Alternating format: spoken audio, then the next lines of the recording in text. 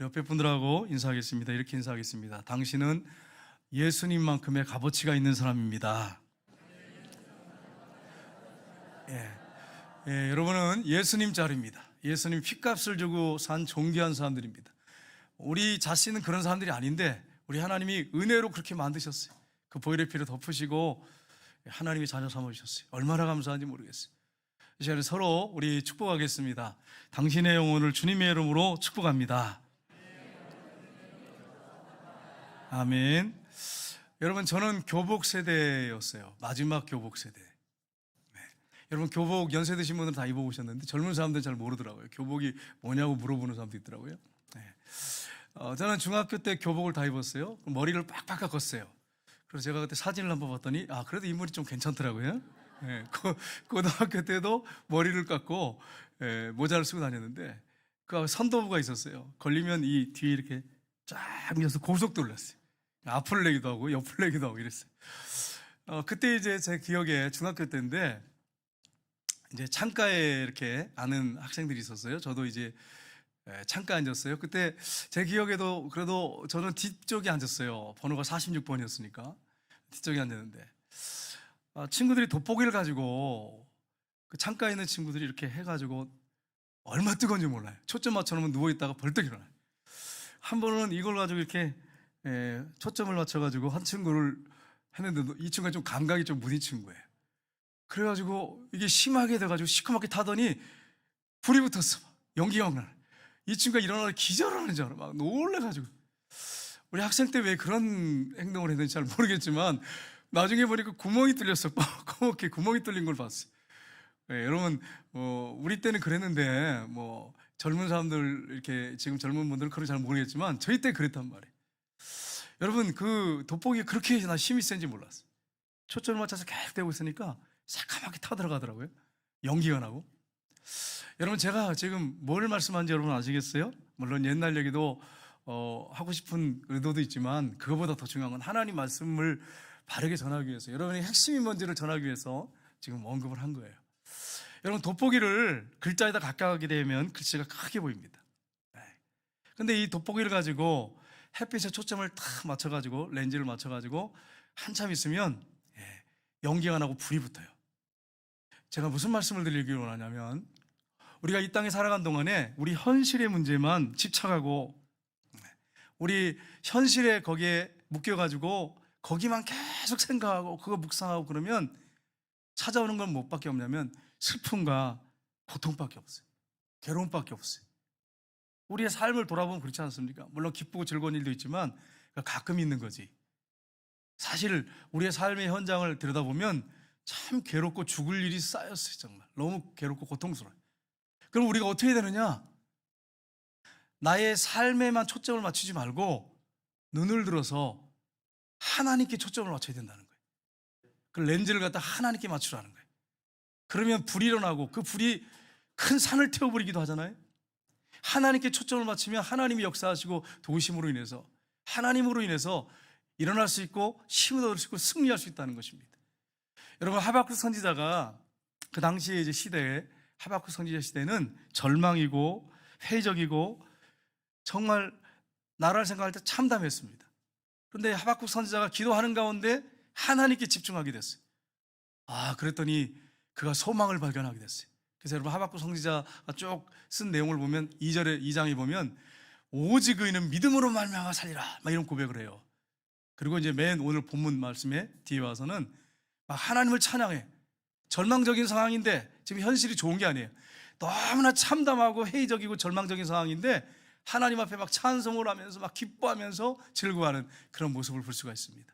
그렇습니다. 우리가 이 세상에 너무 집중하고 자기의 현실의 삶에 너무 집중하면 이렇게 비참하고 절망적이지만 우리가 하나님께 집중하면 우리의 시선을 들어서 하나님께 우리의 시선을 고정하고 하나님 앞에 우리의 마음을 쏟아놓고 하나님 앞에 집중하기 시작하면 놀라운 역사가 일어난다고 하는 것을 여러분 기억하시고 우리가 하나님께 집중하는 여러분과 제가 되기를 주님의 이름으로 축복합니다.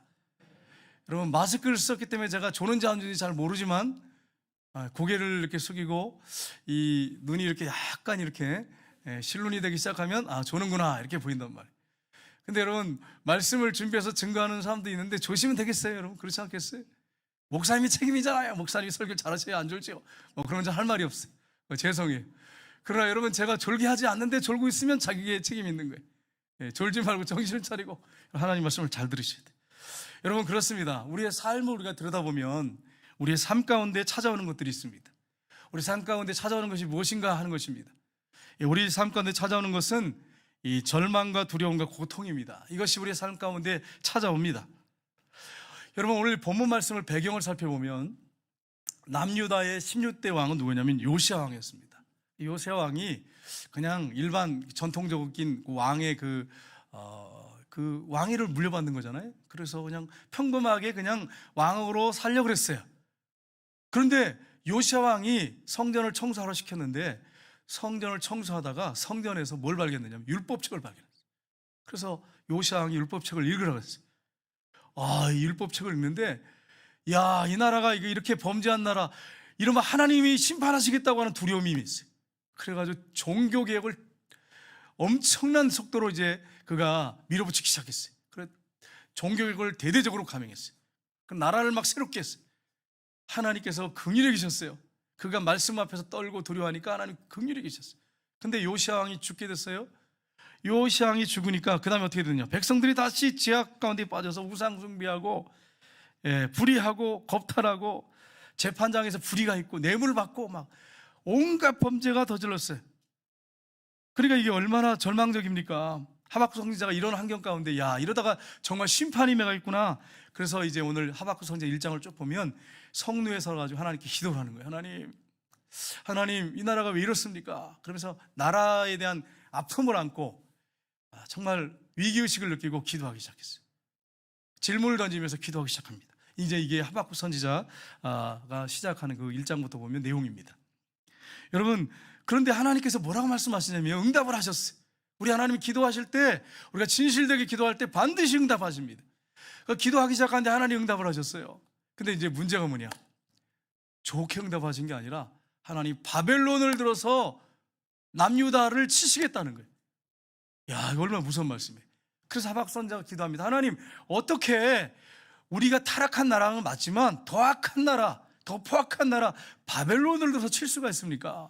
그러니까 하나님이 또 응답을 하세요. 그 나라도 마지막 끝이 있을 것이다. 심판이 있을 것이다. 반드시 내가 심판한다. 이 부분을 말씀을 하십니다. 이제 그런 내용이 하박국 이 전체적인 내용이에요. 이게 이제 우리가 배경인데, 이 배경을 가지고 우리가 본문을 우리가 살펴봐야 됩니다. 그래서 이제 바벨론이 쳐들어온다고 하니까 하박국 선지자가 너무 두려웠습니다. 3장 16절에 보면 이렇게 시작되고 있습니다. 같이 읽겠습니다. 내가 들었으므로 내 창자가 흔들렸고 그 목소리로 말미암아 내 입술이 떨렸도다. 우리가 무리를 치러 올라오는 환난 날을 내가 기다림으로 썩이는 것이 내 뼈에 들어왔으며 내 몸은 내 처소에서 떨리노다. 아멘. 아수르가 강대국이었는데 아주 포악한 민족이었어요. 강력했어요. 근데 아수르를 무너뜨린 나라가 바벨론이에요. 근데 그 바벨론이 쳐들어온다고 하니까, 여기 보세요. 창자가 흔들렸대. 창자가 얼마나 두려웠겠어요. 6.25 같은 전쟁, 그런 전쟁 같은 그 시대는 더 무서운 전쟁일 수 있었죠. 아주 포악한 민족이. 그러니까 입술이 떨리고, 이 무리 때문에, 쳐들어온 무리 때문에 환난 날이 내게 임했으므로 썩이는 것이 내 뼈에 들어왔으며 내 몸은 내 처에서 떨리는다. 온몸이 떨리는 거예요. 막 부들부들 떨리는 거예요. 이런 상황 가운데 있다고 하는 것을 고백합니다. 그런데 왜 이렇게 됐어요? 남유다가 하나님 앞에 범죄했기 때문에, 우상 숭배하고 불의하고 겁탈하고 재판장에 불의가 있고 뇌물을 받고 백성들이 포악하고 하나님 말씀에서 멀리 떠났어요. 선지자들의 말을 듣지 않아요. 제사를 우습게 여겨요. 그러니까 이런 고난이 오는 거죠. 그래서 여러분, 하박국 선지자가 어떤 할머니가 이 하박국이라 그러는데 호박국인 줄 알고 호박국이라고 자꾸 그러시는데, 하박국이야, 하박국. 또 가서 뭐 우리 목사님 오늘 뭘 전했습니까? 호박국 뭐 2장 뭐 이렇게 하시는 것 같은데, 이렇게 하면 안 돼요. 하박국이야, 하박국. 여러분, 그래서 2장에 보면 그런 나라를 이제 놓고 기도하는데, 2장 3절 4절 한번 보겠습니다. 같이 읽겠습니다. 이 북시는 정한 때가 있나니 그 종말이 속히 이르겠고 결코 거짓되지 아니하리라. 비록 더딜지라도 기다리라. 지체되지 않고 반드시 응하리라. 보라, 그의 마음은 교만하며 그 속에서 정직하지 못하나 의인은 그의 믿음으로 말미암아 살리라. 아멘. 나라가 점점 죄악 속에 들어갈 것이고 하나님의 심판이 지체되지 않을 거라는 거예요. 반드시 갈 거라는 거예요. 점점 타락해 간다는 거예요. 그들의 마음이 교만하고 정직하지 못하지만, 그러나 믿음의 사람들은 그 가운데서 어떻게 사느냐? 의인은 그 믿음으로 말미암아 살 것이다, 이렇게 말씀합니다. 세상이 점점 타락하고 악해지고 우리나라도 마찬가지. 근데 우리는 어떻게 살아야 됩니까, 목사님? 뭐라고 말씀했어요? 오직 의인은 무엇으로 말미암아 살리라? 믿음으로 말미암아 살리라. 그 믿음은 어떤 믿음이냐? 하나님과 그분의 말씀을 믿는 믿음으로 사는 것입니다. 우리가 세상에 살아가는 동안에 직장에 살 때 힘들고 어려운 일이 참 많이 있어요. 괴로운 일들이 많아요. 남성들 같은 경우에는 직장에 정말 사표 그냥 그 상관한테 집어 던져버리고 싶을 때도 있어요. 그런데 왜 참습니까? 가정을 생각하고 아내, 자녀를 생각하니까 그렇게 못하겠는 거예요. 참아야지, 참아야지. 만약에 내 감정을 갖다가 다 주체하지 못하고 다 그걸 다 만약에 발산해버리면 어떻게 되겠어요? 한번 생각해 보세요. 어떻게 공동체가 유지되시겠어요? 그래서 참아야지, 참고 인내해야지. 그 가운데서 어떻게 살아야 됩니까? 오직 의인은 믿음으로 말미암아 살리라. 하나님과 그분의 말씀을 붙잡고 사는 거예요. 그게 신앙인들의 삶인 것입니다. 하박국이 이렇게 고백을 하고 있습니다. 의인은 믿음으로 말미암아 삽니다. 여러분, 우리의 삶 속에 이런 고통과 고난이 옵니다. 그런데 참 여러분, 이런 가운데서 믿음으로 산다고 하는 것은 참 어려운 일이에요. 근데 그렇게 살아갈 때 우리 하나님이 반드시 도우십니다. 우리가 누굽니까? 하나님의 아들딸이에요. 핏값을 주고 산 사람들이에요. 우리를 그냥 내버려 두시지 않단 말이에요. 정직하게 믿음으로 기도하면서 나가면 우리 하나님 도우시는 것입니다. 두 번째, 우리에게 오는 것이 있습니다. 가난입니다. 17절 말씀인데 우리 한번 같이 읽겠습니다. 비록 무화과 나무가 무성하지 못하며 포도나무에 열매가 없으며 감람나무에 소출이 없으며 밭에 먹을 것이 없으며 우리의 양이 없으며 외양간에 소가 없을지라도. 아멘. 이 문장을 한번 자세히 보세요. 다 없잖아요. 무성하지 못하고 포도나무 열매가 없고 감람나무에 소출이 없고 밭에 먹을 것이 없고 양이 없고 우리의 외양간에 소가 없고. 그러면 여러분, 먹을 게 어디 있어요? 완전히 거덜나는 거지. 거지가 되는 거지, 여러분. 여러분, 만약에 바벨론이 쳐들어와서 그렇게 초토화시키고 쑥대밭을 만들려면 아무것도 남아나는 게 없죠. 야, 이거 절망이죠, 절망. 이런 가운데 어떻게 하나님 앞에 감사할 수 있겠어요? 영광 돌릴 수 있겠어요? 믿음의 사람이 아니면 이게 가능하겠습니까? 불가능한 거예요. 불가능한 거예요. 왜 이런 일이 벌어질까요? 하나님 말씀이 떠났기 때문에, 불순종했기 때문에 이 이스라엘 땅에 이런 일이 벌어지는 거죠.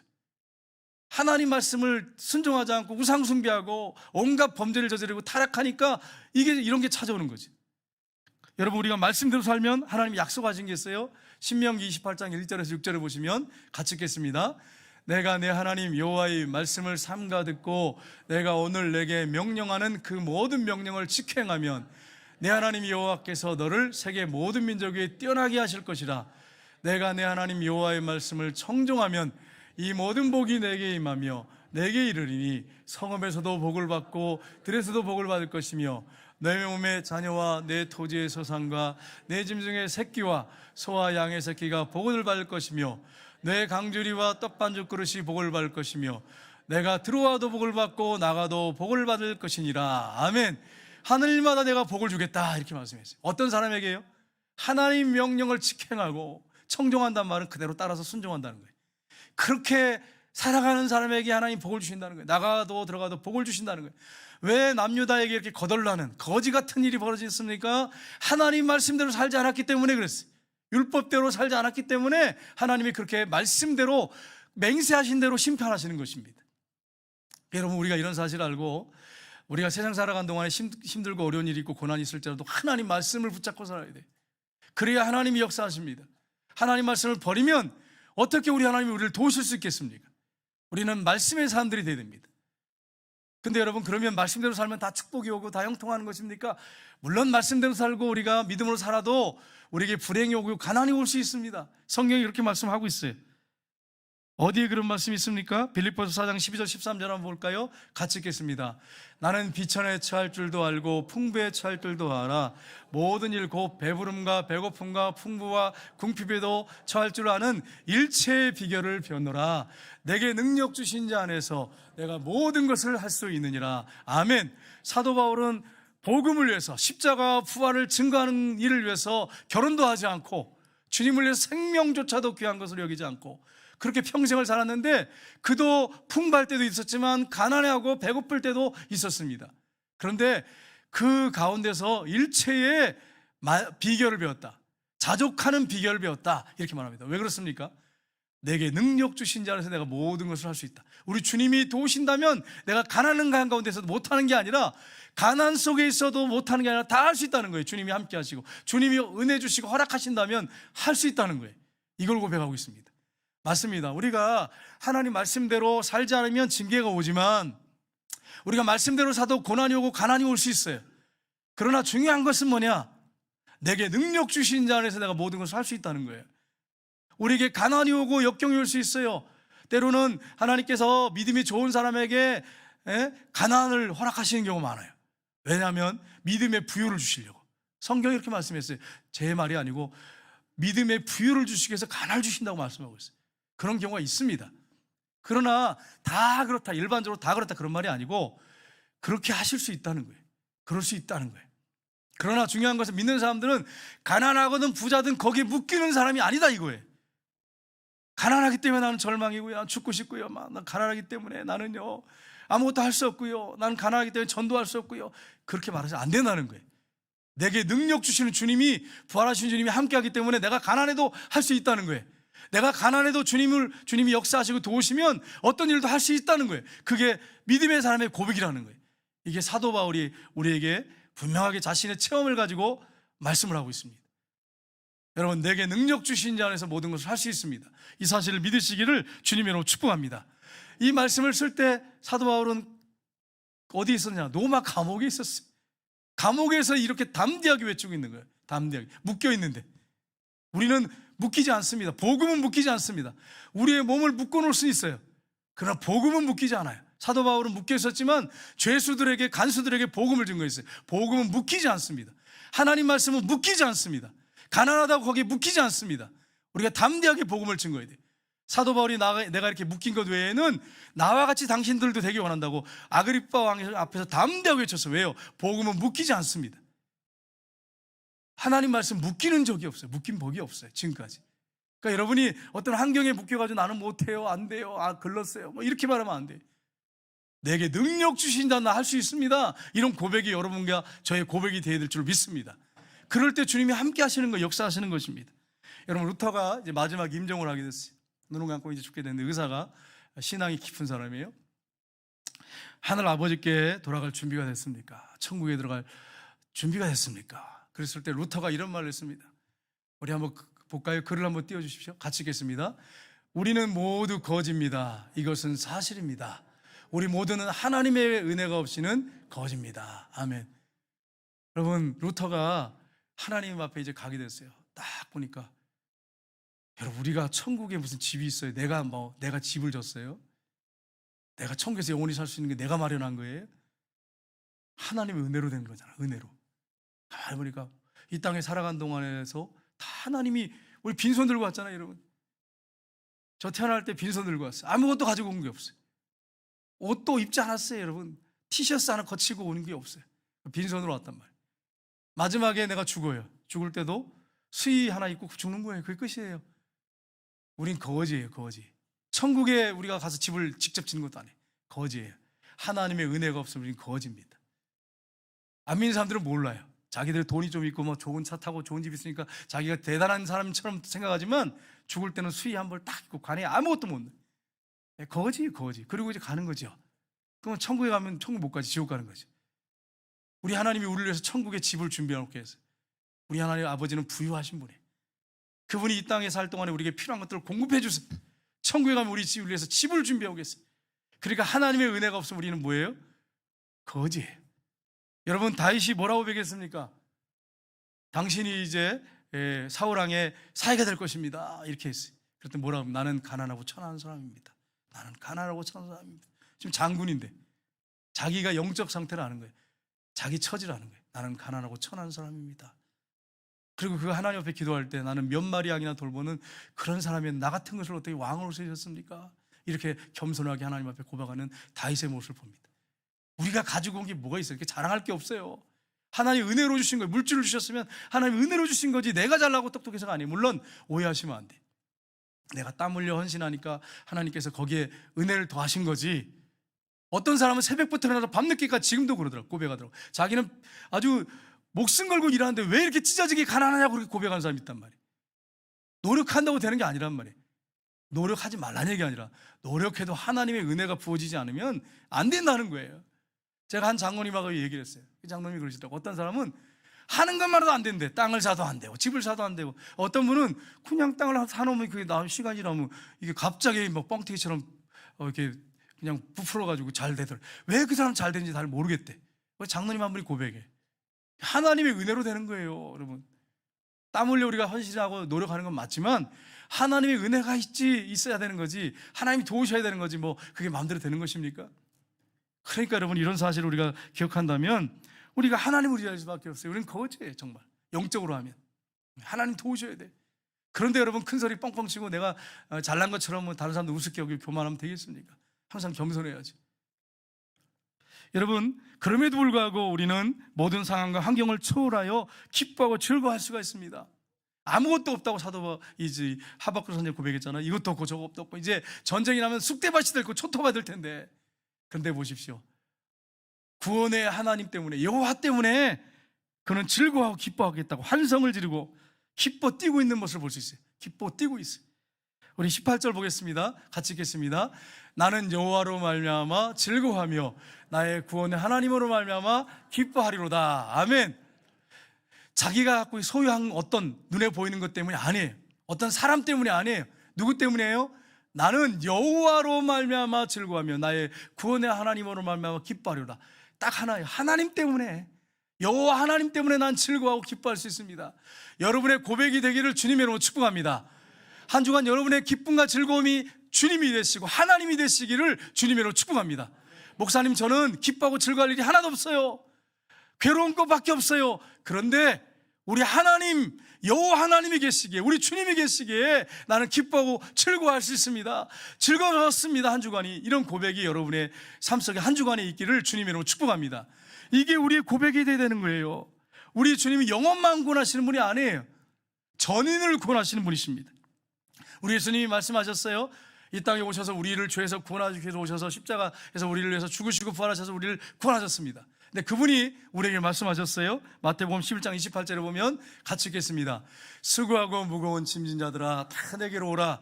내가 너희를 쉬게 하리라. 아멘.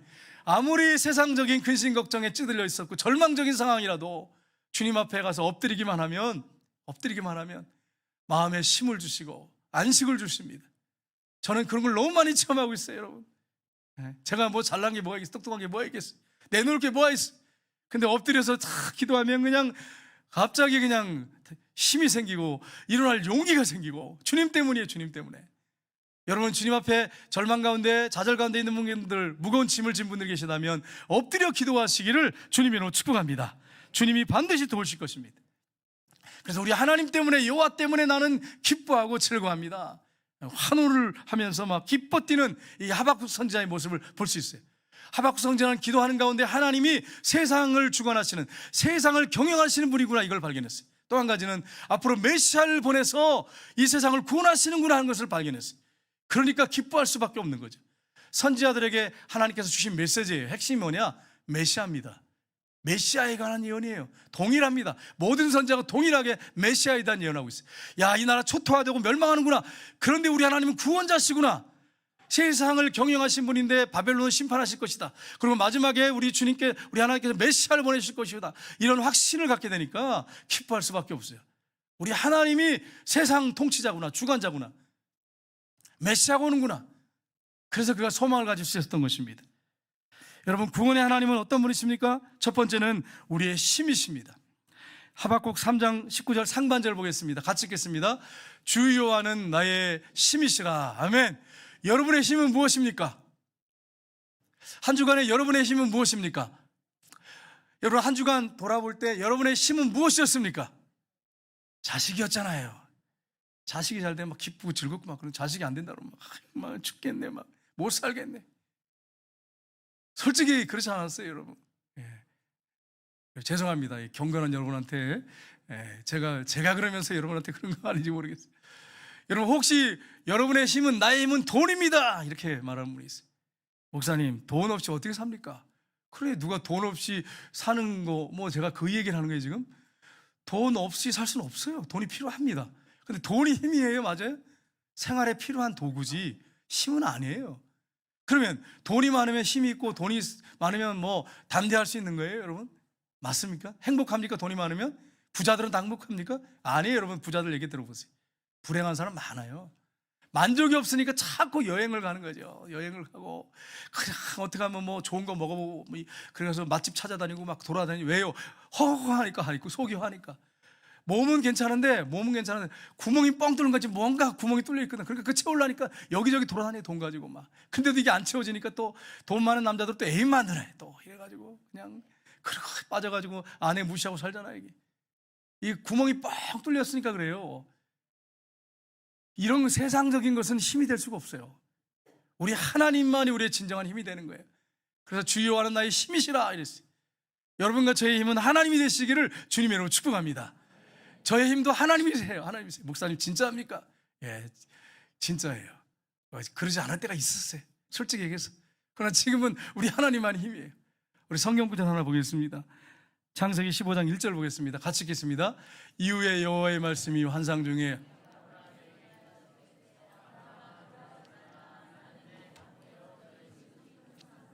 아멘. 제가 어떤 문제 때문에 두려워하고 있었어요. 막 힘들었어요. 힘이 없어, 몸에 힘이 쭉 빠져요. 근데 말씀을 묵상하는 하나님이 이 말씀을 저에게 강력하게 주셨어요.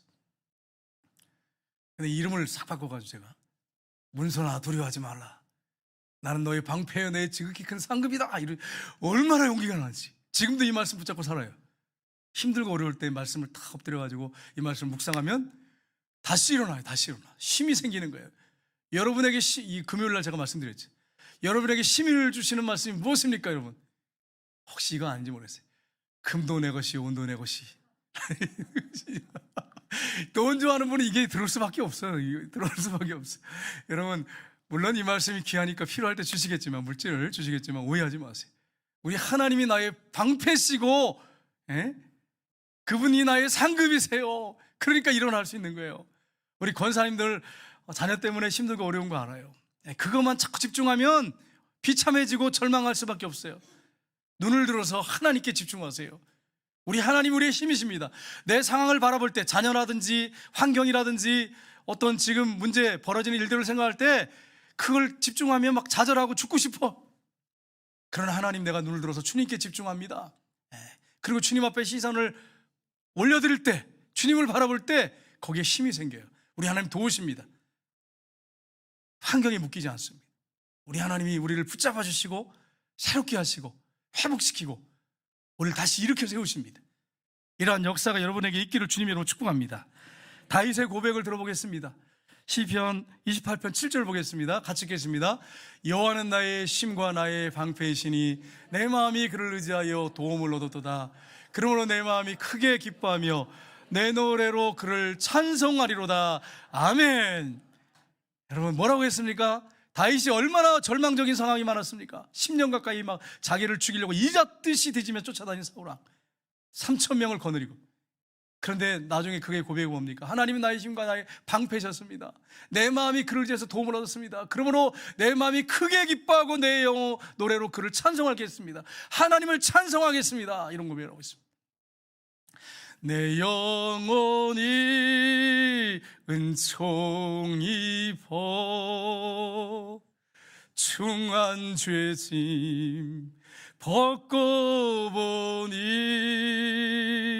슬픔 많은 이 세상도 천국으로 하도다. 할렐루야 찬양하세. 내 모든 죄 사함받고 주 예수와 동행하니 그 어디나 하늘나라